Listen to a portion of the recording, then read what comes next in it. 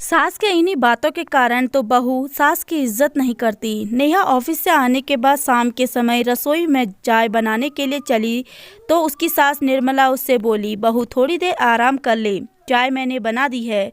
सास की बात सुनकर नेहा का मन आश्चर्य से भर गया। तब उसे आश्चर्यचकित देखकर निर्मला उसके हाथ में चाय का कप देकर मुस्कुराते हुए बोली, आश्चर्यचकित होने की ज़रूरत नहीं है, चाय पीकर थोड़ा आराम कर ले, रात का खाना आराम से बना देना। सास की बात सुनकर नेहा चाय का कप लेकर अपने कमरे में चली गई थी। गुस्सेमयी सास के स्थान पर प्रेममयी सास के रूप को बदला हुआ रूप देखकर उसे कुछ दिन पहले की बात याद आ गई थी। वह उसका पति नरेंद्र दोनों एक ही कंपनी में काम करते थे। ससुर रामपाल नौकरी से रिटायर्ड होने के बाद सास के साथ घर पर रहते थे। 2 बच्चे थे, दोनों एक प्राइवेट स्कूल में शिक्षा ग्रहण करते थे। नेहा सुबह 5 बजे उठकर ही घर के कामों में लग जाती थी।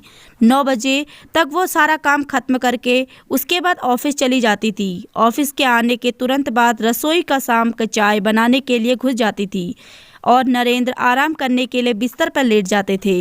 एक दिन ऑफिस के काम करने के दौरान नेहा के सिर में दर्द हो गया था और छुट्टी के बाद जब वह घर आई तो थोड़ी देर आराम करने के लिए बिस्तर पर लेट गई थी।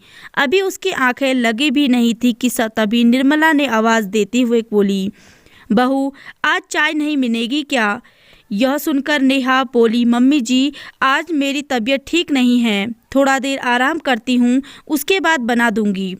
बहू जब तुझे पता है कि यह वक्त चाय का है फिर आराम करना जरूरी है क्या?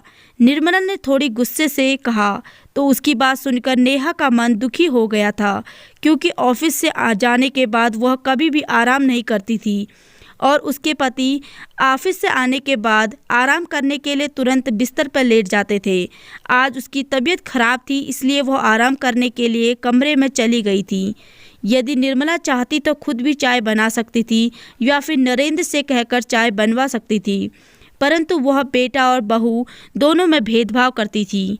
बेटे के आने पर तुरंत बेटे को ऑफिस से आकर थक गया होगा, चल आराम कर ले, यह कहकर वह उसे आराम करने के लिए बोल देती और ऑफिस से आने के बाद नेहा से आराम करने के स्थान पर तुरंत चाय बनाने के लिए बोल देती, जिसे देखकर कभी कभी नेहा का मन दुखी हो जाता था, जिन्हें याद करके वह दुखी मन से बोली, मम्मी जी आपके बेटे तो रोजाना आराम करते हैं, मैं तो सिर्फ आज ही आराम कर रही हूँ, वह भी सर में दर्द होने के कारण।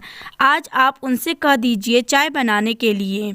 अच्छा तू मेरे बेटे से चाय बनवाएगी, खुद आराम करके उसकी बराबरी करेगी? वह तो आदमी है और आदमी पत्नी के लिए परमेश्वर के समान होता है। औरत का फर्ज होता है पति की सेवा करने का, पति से सेवा करवाने का नहीं। उसे चाय बनाने के लिए नहीं कहूँगी। निर्मला ने नेहा से कहा तो उसे वक्त उसके ससुर रामपाल भी वहीं थे।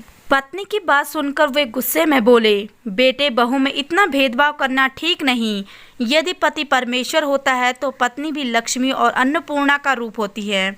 बेटा 9 घंटा ड्यूटी करता है तो बहू 18 से 19 घंटे काम करती है, फिर भी कभी किसी से सेवा की उम्मीद नहीं करती। जब कभी तुम्हारी तबीयत खराब होती थी तो मैं बिना कहे तुम्हारे लिए चाय बना देता था और खाना बनाने में भी और घर के कामों में भी तुम्हारी मदद कर दिया करता था। तब तुम खुशी खुशी मेरे हाथ की चाय पी लेती थी। उस वक्त तुमने कभी नहीं कहा कि पति परमेश्वर होता है।